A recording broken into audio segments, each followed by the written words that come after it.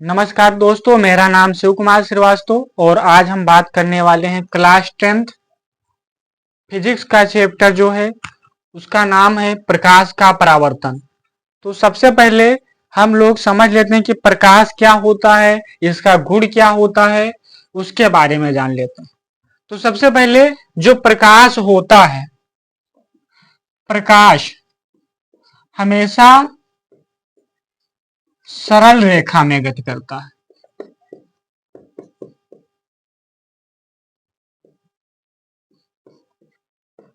इसके लिए उदाहरण में हम लोग ले ले, यहाँ पर एक पर्दा रखा हुआ है और इस पर्दा पर हम लोग कोई टार्च लेते हैं और टार्च से इस पर फोकस करते हैं और यहाँ पर एक छिद्र है, ठीक। फिर उसके बाद में दूसरा पर्दा यहाँ पर रखते हैं तो ये जो प्रकाश होता है डायरेक्ट सीधे हो करके यहाँ पर पड़ेगा। तो इसका मतलब यह कि हमेशा जो प्रकाश होता है, प्रकाश हमेशा सीधी रेखा में गति करता है। फिर नेक्स्ट पॉइंट में ये एक नंबर पॉइंट हो गया। दो नंबर पॉइंट में जो प्रकाश होता है, प्रकाश की चाल 2 इंटू 10⁸ मीटर प्रति सेकेंड होती है।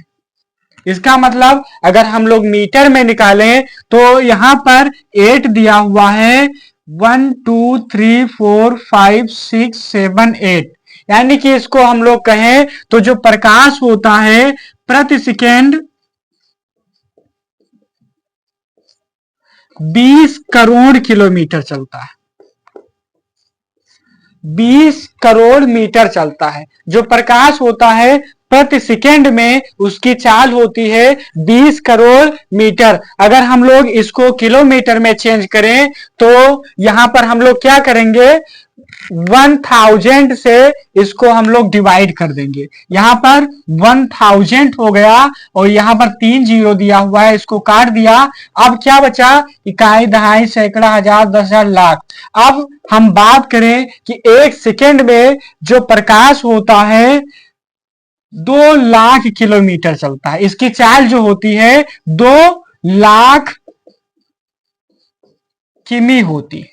तो दो नंबर पॉइंट तक हम लोग समझे कि जो प्रकाश होता, एक नंबर पॉइंट में हमने बताया कि प्रकाश हमेशा सरल रेखा में गति करता है और 2 नंबर पॉइंट में क्या बताया कि प्रकाश की चाल 2 इंटू 10⁸ मीटर प्रति सेकेंड होती है। और उसके बारे में हमने यह भी बताया कि प्रकाश जो होता है एक सेकेंड में 20 करोड़ मीटर चलता है। और अगर बात किया जाए किलोमीटर की तो प्रकाश एक सेकेंड में 2 लाख किलोमीटर का दूरी तय करता है। बंद करो, फिर आगे निकालना पड़ेगा। फिर नेक्स्ट पॉइंट में अब हम ये समझ लेते हैं जो हमने फर्स्ट नंबर पॉइंट में हेडिंग डाला था, प्रकाश का परावर्तन।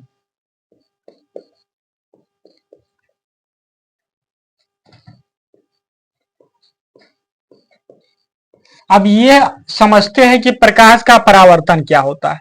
ये समझ लो, हमने यहां पर एक दर्पण लिया। दर्पण का मतलब जो शीशा होता है और उस दर्पण पर हमने इस प्रकार से पॉलिश कर दिया।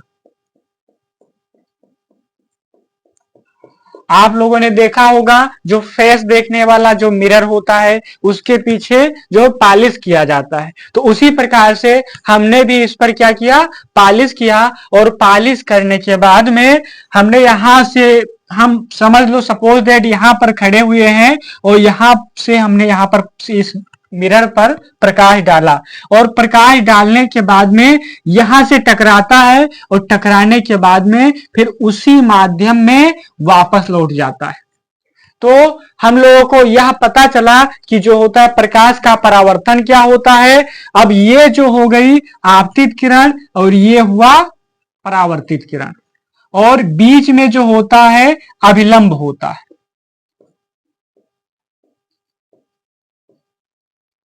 इसका नाम हमने क्या बताया, परावर्तित किरण।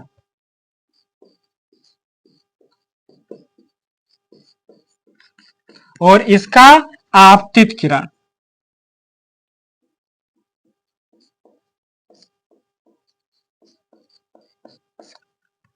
अब हम लोग समझ लेते हैं जो प्रकाश का परावर्तन का डिफिनीशन क्या होता है, इसका डिफिनीशन कैसे लिखना है। तो साथ में आप लोगों को कॉपी और पेन लेकर के बैठना है। तो ये क्या होता है, जब प्रकाश एक माध्यम से चल करके किसी माध्यम के तल से टकरा करके उसी माध्यम में वापस लौट जाता है तो उसे हम क्या कहते हैं, प्रकाश का परावर्तन। और फिर नेक्स्ट पॉइंट में हेडिंग आप लोगों को डालना है आपतित किरण। आपतित किरण क्या होता है, यानी कि आने वाली किरण को क्या कहते हैं, आपतित किरण। और अब बात आती है जो है परावर्तित किरण। 2 नंबर पॉइंट में आपको हेडिंग डालना है परावर्तित किरण। तो परावर्तित किरण क्या होता है, इसमें आपको कैसे बताना है कि दर्पण से टकरा करके उसी माध्यम में वापस लौट जाने वाली किरण को क्या कहते हैं, परावर्तित किरण कहते हैं। और ये जो हमने बताया जो अभिलंब होता है, अभिलंब क्या होता है, तो इसका सीधा सा डिफिनीशन यही है कि आपतित किरण और परावर्तित किरण के बीच में जो लंब होता है उसका नाम क्या होता है, अभिलंब। तो 3 नंबर पॉइंट में आपको हेडिंग डाल के लिखना है कि क्या लिखना है कि आपतित किरण और परावर्तित किरण के बीच में खींचा गया लंब क्या कहलाता है, अभिलंब कहलाता है। यहां तक क्लियर हो गया।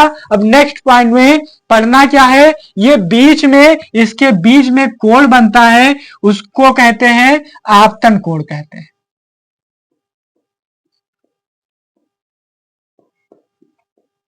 आपतन कोण को हम लोग लिखते हैं आई से, और यहां वाला जो कोण बना इसको कहते हैं परावर्तन कोण। इसको हम लोग किससे लिखेंगे, आर से। तो अब बात आती है कि आपतन कोण क्या होता है। आप लोगों को हेडिंग डालना है, क्या डालना है, आपतन कोण। आपतन कोण में कैसे लिखना है कि आपतित किरण और अभिलंब के बीच में जो कोण बनता है उसे आपतन कोण कहते हैं। फिर नेक्स्ट पॉइंट में आपको हेडिंग डालना है कि परावर्तन कोण क्या होता है। तो इसका भी डिफिनीशन बहुत साधारण है, आप लोगों को पता ही चल गया होगा। क्या होता है कि अभिलंब और परावर्तित किरण के बीच में जो कोण बनता है उसे क्या कहते हैं, परावर्तन कोण। और परावर्तन कोण को किससे लिखते हैं, आर से लिखते हैं। फिर नेक्स्ट पॉइंट में ये इतना आप लोगों को समझ में आ गया होगा कि आपतन कोण और परावर्तन कोण क्या होता है। बंद करो।